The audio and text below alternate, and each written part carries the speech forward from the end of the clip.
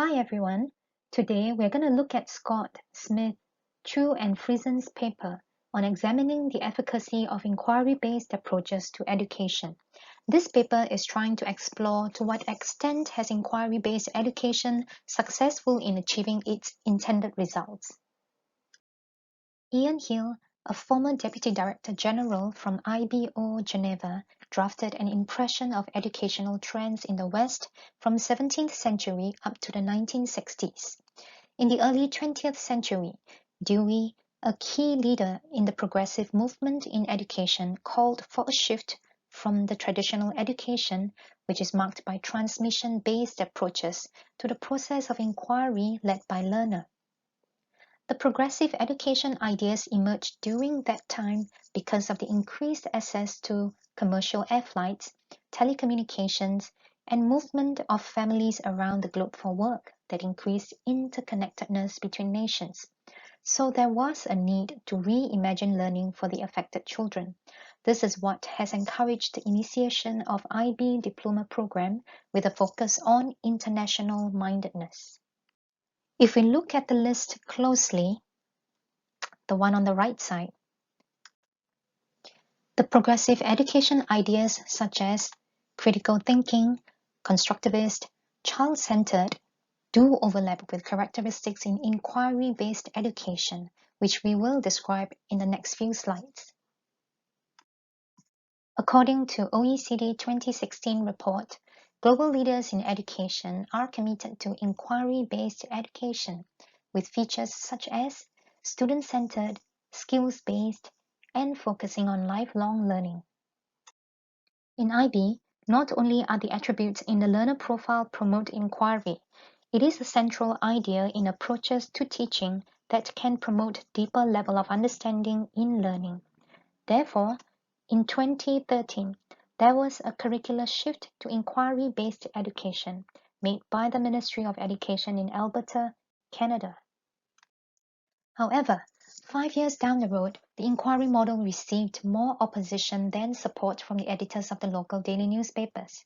The articles said that students became more confused in learning and losing a focus on content, and that inquiry lessons do not promise better academic achievements or learning. In response to these criticisms in the Canadian context, the authors tried to defend for inquiry education from the research literature, learning sciences, and various models of inquiry. The first criticism is the minimally guided nature of inquiry-based learning that has failed to help students to acquire key concepts and processes in a subject. Scott and colleagues argued that it is misleading to label various models of inquiry under minimally guided instruction. In fact, a careful investigation of different models of inquiry tells us that discovery learning is proven to be less effective, but this is not the case for the more structured guided inquiry model. Discovery learning originated from Bruner's paper. The act of discovery presents a learning environment that is less structured, where learner is not provided with enough information for learning. Empirical evidences showed that this type of learning has limited educational values. As supported by 3 different studies, this model is less effective because there is a lack of guidance and support for students' learning as compared to direct instruction. According to Klar and Nigam's study on a science experiment investigation, only 23% of discovery-based learning students achieved proficiency of key scientific principles, as compared to the 77% of direct instructional learning students, who are also reported to have experienced deeper learning. In the guided inquiry model, which is influenced by Dewey in terms of the scientific inquiry process, the method of teaching showed sufficient support for a student-centered learning experience that promises better learning outcomes. These few success models include problem-based learning, project-based learning, 5E instructional model, and approaches related to authentic education movement. The guided inquiry model brings about learning benefits such as enabling transfer of knowledge, promoting deeper understanding, as well as developing critical thinking skills and confidence in learning.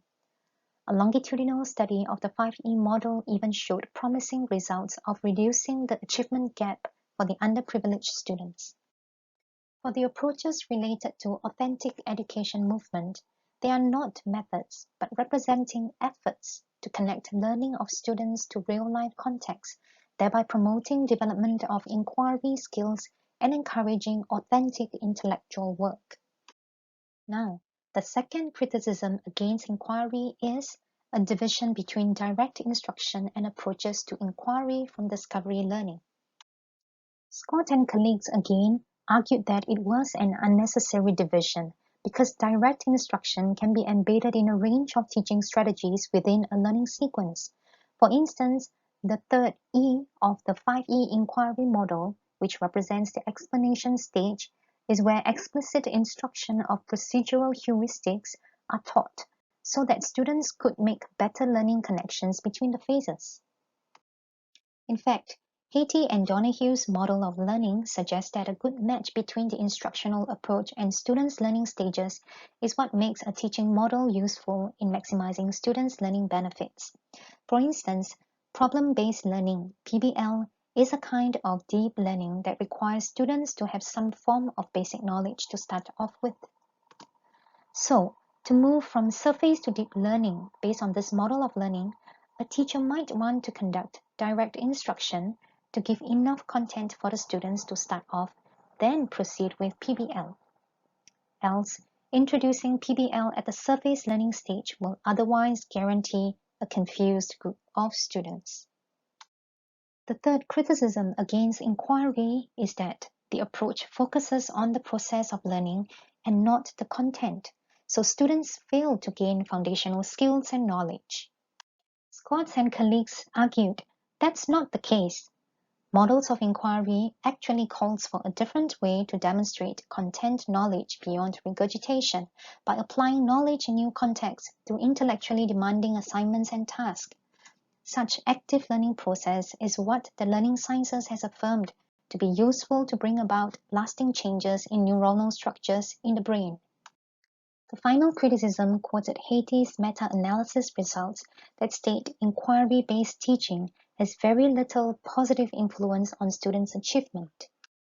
Firstly, Scott and colleagues argued that Hattie's meta-analysis work is not updated with the contemporary research literature. A later study by Furtak and colleagues found higher positive impact of inquiry-based approaches on learning. Secondly, there seemed to be a confusion in Hattie's achievement list with regards to inquiry-based teaching. Hattie ranked Piagetian task as the second most impactful teaching approach, while inquiry-based teaching is ranked at 91. Newman and colleagues pointed that both shared similar characteristics as guided approaches to inquiry related to authentic intellectual work. Therefore, more research needs to be done to clarify such confusion. In conclusion, there are two important takeaways from this reading. Firstly, issues related to how inquiry is defined and conceptualized is an ongoing problem in the research literature, and there is a need for specific instructional support to facilitate the process of inquiry among students to develop critical thinking skills and flexible problem-solving abilities. This short paragraph taken from the foreword of the OECD report states that the mode of thinking in science is no longer confined in science domain, and the skills in inquiry-based education are becoming more vital in our economic and social lives moving forward. Inquiry-based education definitely warrants its merits in the 21st century context. To sustain inquiry-based education, I think there needs to be continuing conversations between researchers, practitioners, and the public. There could be future research that focuses on narratives of teachers and students to paint a better picture on how might an effective inquiry teaching or learning look like in a classroom. The learning gains mentioned in this paper are mostly cognitive-based. I wonder if there are research efforts looking at the social-emotional learning gains of students. And this brings me to the last slide. In your opinion, how does a good inquiry lesson look like? Do you have a story to share?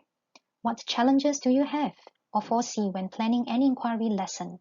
And as a teacher, How well do you think you have been equipped to design and implement an inquiry lesson? These are my references, and thank you for your attention.